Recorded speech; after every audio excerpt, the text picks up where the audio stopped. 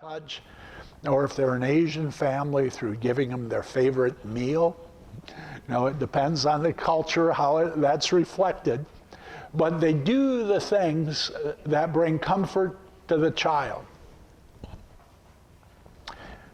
Here's a way of charting it. In a healthy home, the people in the home feel good about themselves because they are loved. They have a positive identity. The orange represents that affection is high in the home, and performance is not critical, but important. What we do is significant, but it doesn't gain affection, and it doesn't identify ultimately who you are. You are a well-loved person, and what you do is your skill set. But you are not your skill set. You are a well-loved person.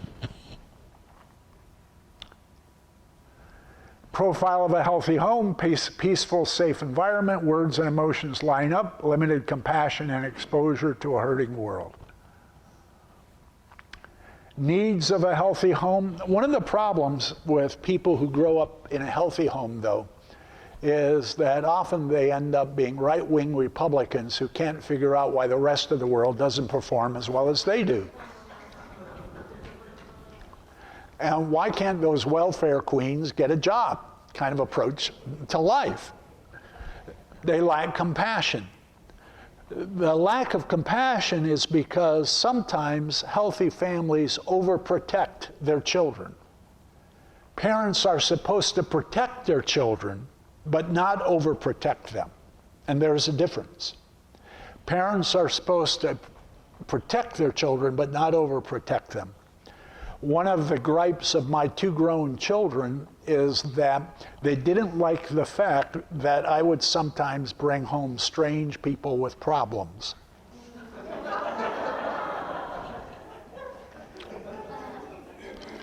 And they didn't make any bones about it. It's one more of Dad's weird people that he's trying to help.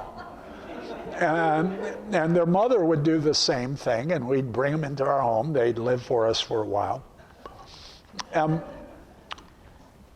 We would listen to them complain and put up with it.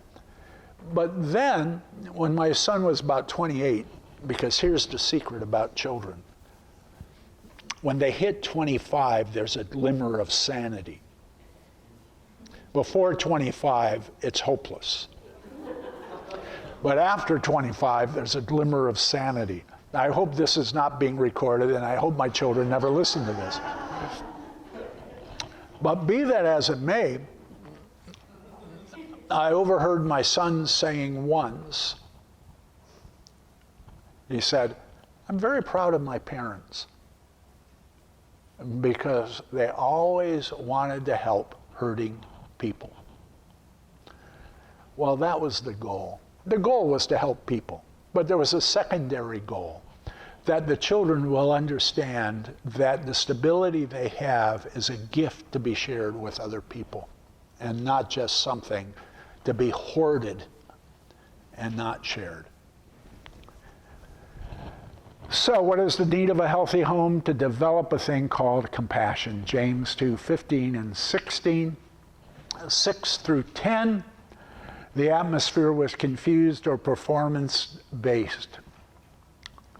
I have done an awful lot of discipleship with Asian Americans and Chinese Americans. And with them, I am utterly impressed with the power of instincts. I will be discipling very good Christian men and women who are sincere. They want to do the best they can for the Lord. But when you get inside their heart and are actually talking on a heart level, they will define themselves before God according to what they do for God and not according to how they are loved by God as is. When you get inside. Now, Caucasians have the same problem, but they also have different problems. Part of the problem is Dysfunctionalism is epidemic among Caucasians, and a performance-based lifestyle is epidemic among Asians. From my perspective, if I had a choice between a Caucasian dysfunctionalism and Asian performance-based, yeah, I'd go with performance-based. Now, why? Because every once in a while, you get a dose of affection when you do really well.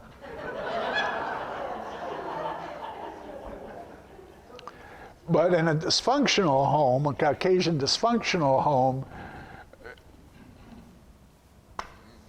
good luck. The confused home, trust. There's low expectations if you grow up in a performance-based or confused home. What do I mean by low expectations? There will be low expectations of receiving affection, receiving the expression of love. In fact, it'll be almost a non-expectation.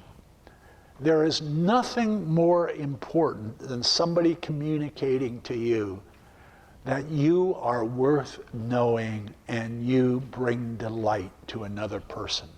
There's nothing more important than that. That's why Christ died for you. He found pleasure in who you are. But in a performance-based home, that becomes what you earn. And it becomes rare. And it becomes a motivator that never seems to actually be given. Low expectations. Now, those of you who are Asian understand this dynamic where growing up, probably you were compared to your cousins and you were told, why can't you be as smart as your cousin?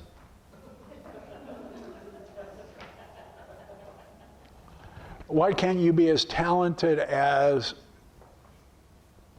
somebody outside the family circle?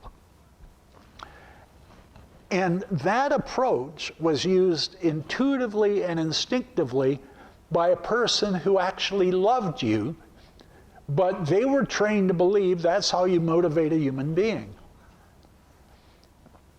But in reality, that's how you train a human being to withhold information or become a liar.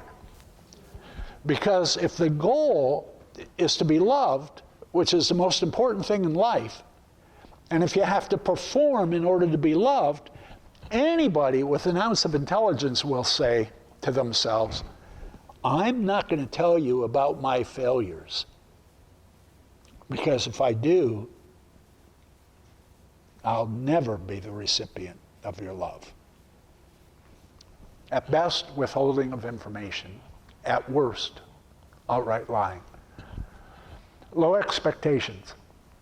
Emotions are mismanaged. In a performance-based home and in a confused home, the parents are poor coaches when it comes to emotions. Their way of coaching, if a child is feeling sad and bad, their coaching will be get over it, and get over it fast. And they'll train the child to shut down and not feel. While in the Bible, we're supposed to share all of that stuff with God in such a way that it dissipates and becomes peace and joy and a sense of being loved. We're supposed to manage those negative emotions by sharing them in relationships. So emotions are mismanaged. Comfort is difficult to give or receive. So, profile of a confused family, people don't know each other. Affection is present. In a performance-based home, there's often as not genuine affection there, it's just not expressed. And it's made an item of barter. You do what I want, I show you affection. You do what I don't want, and I withhold affection for the next 5 years. That kind of approach. limited relational skills, and confusion from mixed messages. Symptoms of a confused family, depending on the culture. If it's a Caucasian culture, Caucasian parents will often use guilt to manipulate their kids. If it's an Asian family, they'll often use shame, but this is relational shame, not personal shame. You're going to embarrass us in front of the community or our extended family. Or if it's an American Indian family or an African family, they'll use fear. If you don't obey me, the demon will get you. Some motivating emotion like guilt, fear, or shame. The major symptom of a confused family is love is earned. Now, this is where the power of Christianity comes. The power of Christianity comes from the reality that for God, love is never earned. Here's the diagram for a confused or performance-based family. Performance is the most important thing. Affection is still significant, but people have an unclear picture of who they are. If I cannot be open with my emotions, if I cannot be open with my thoughts as a child, I will not discover who I am, because a parent's job is to tell me what is healthy and normal. If I can't be open with my emotions, if I can't be open with my desires, if I can't be open with my thoughts, I will not know who I am when I become an adult. And adulthood will become a process of discovery, and that process of discovery should have occurred in the growing up years with healthy parents. But quite frankly, most adults don't have that privilege. So the process of discovery for Christians should actually go on within the church. And those of you who are aware of the Ephesus groups, also called the immersion experience groups, that is probably one of the best discipleship approaches in the world at helping people to get to know God really well, the Trinity God, and to get to know themselves really well. Needs of a confused family, a basic human need.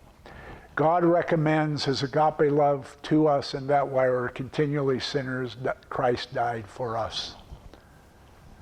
Unconditional acceptance and love is what God the Father offers.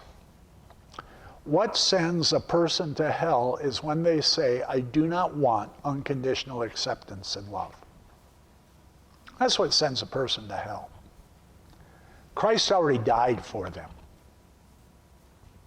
They don't have to ask for any proof for God's acceptance and love for who they are. It's there.